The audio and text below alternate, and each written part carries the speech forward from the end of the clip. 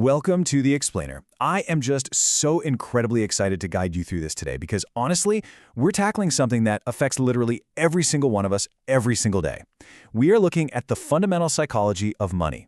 Now, you know most of us grow up thinking about money like it's a math test. We think it's all about complex formulas, balancing spreadsheets, and calculating exact percentages. But what if I told you that money is fundamentally a psychological game and not really a mathematical one at all? The truth is your behavior, your emotions, and your own invisible biases dictate your financial success far more than your IQ ever could. Okay, let's dive into this. $400 million. That's a mind-boggling number, right? Well, that is the exact amount of money Mike Tyson, one of the greatest and absolutely most unstoppable boxers of all time, made during the peak of his career in the late 1990s. Now, with that kind of money, you'd think he was mathematically set for, 100 lifetimes? I mean, it seems mathematically impossible to mess that up. But, and here is the truly shocking contrast. By 2003, Tyson wasn't just broke, he was $23 million in debt. He literally had to file for bankruptcy. How does something like that even happen? Well, he bought massive mansions, a whole fleet of luxury cars, literal exotic tigers, and, wait for it, you're gonna love this, a $2 million bathtub. It really highlights the ultimate illusion of wealth. Earning all that money didn't teach him the first thing about how to keep it. Which brings us perfectly to what we're unpacking today. Here's our definitive roadmap. We're going to cover the great wealth paradox, the hidden forces at play, getting versus staying rich, buying your own freedom, wealth is what's invisible, and finally, mind over math. All right, Section 1, the great wealth paradox. This is the absolute core problem we're solving in this explainer today. Why exactly do rich people go broke? I want you to really, truly think about this for a second. Why do some folks earning $50,000 a year end up retiring way richer than people pulling in multiple six figures? It doesn't make sense on paper, right? If money was just a strict math problem, the person making six figures would win every single time, no contest.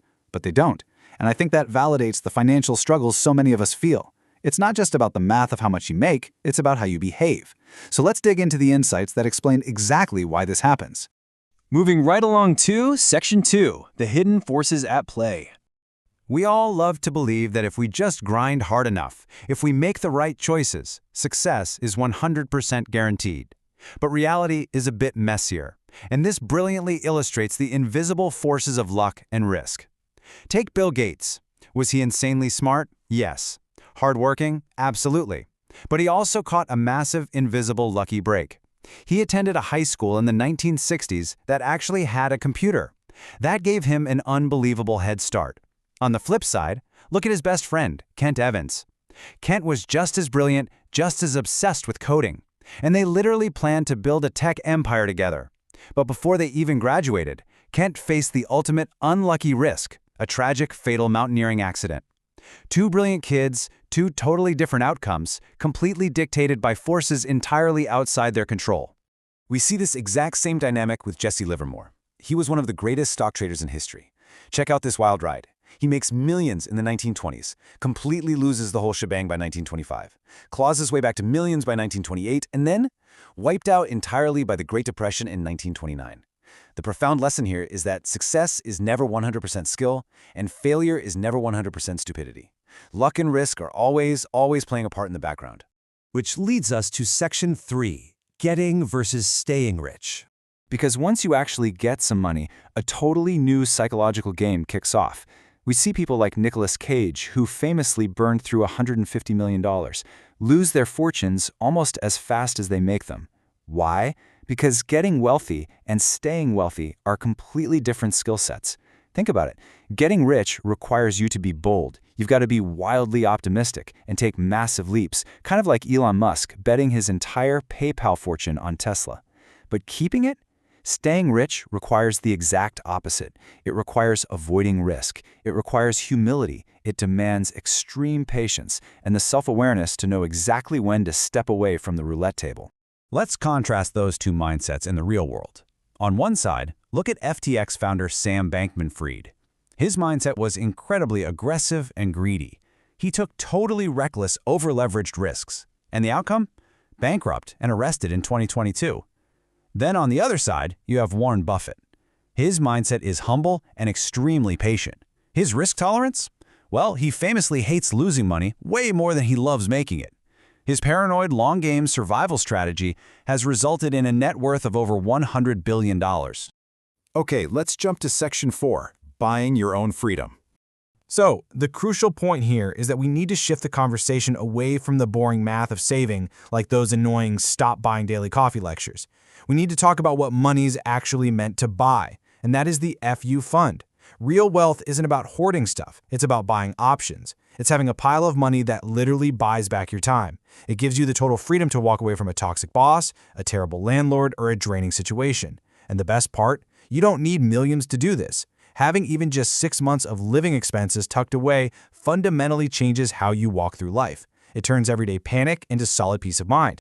The society pushes us in the exact opposite direction, doesn't it?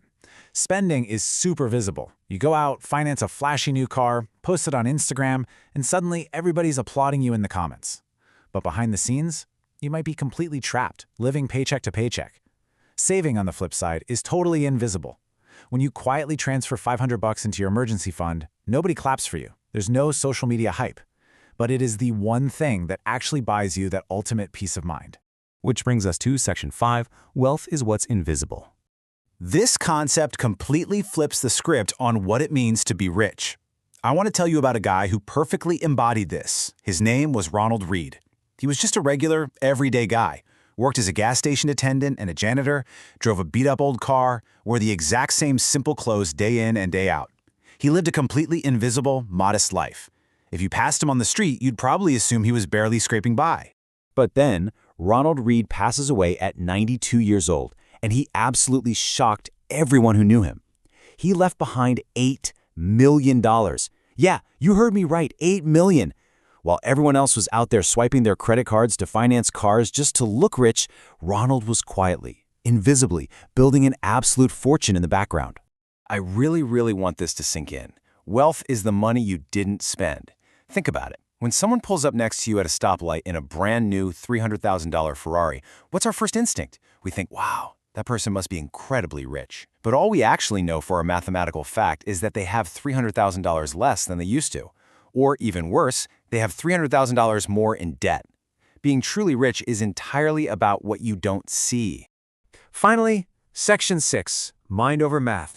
Why does so much traditional personal finance advice just flat out fail? Because it treats us like we are cold, calculating spreadsheets. But we're not robots, right? We're highly emotional creatures. There's a massive difference between being purely rational and being reasonable. A purely rational strategy looks absolutely perfect on paper, like going 100% all in on stocks to get the highest return over 50 years. But in reality, when the market inevitably drops 40%, your emotions hijack your brain, you panic, and you sell at the bottom. You just locked in your losses. A reasonable strategy, though, it might leave some cash on the sidelines. It's not mathematically perfect, but you know what? It lets you sleep at night. This is exactly why Warren Buffett steers clear of speculative tech. He chooses a reasonable plan he can actually stick with for decades. Honestly, you don't need a complex formula to win at this. I love this anecdote about two friends. One of them was obsessed with finding the absolute perfect investment. He read every book, tried to optimize every single penny, and ended up totally stuck in analysis paralysis. Never invested a dime. The other friend? He skipped the overthinking entirely, put his money in a boring, simple index fund, and literally never looked at it again. Take a wild guess who came out ahead. The one who actually took action.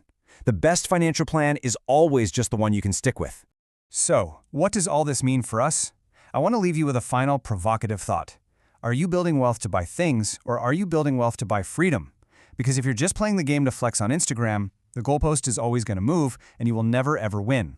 But if you play the invisible game, the psychological game of buying back your own time, that is where you'll find actual peace. But look, information without action is completely useless. The best time to start applying this psychology was yesterday. The second best time is right now. Take control of those hidden forces and start buying your freedom. Thanks so much for joining me on this explainer, and I will catch you on the next one.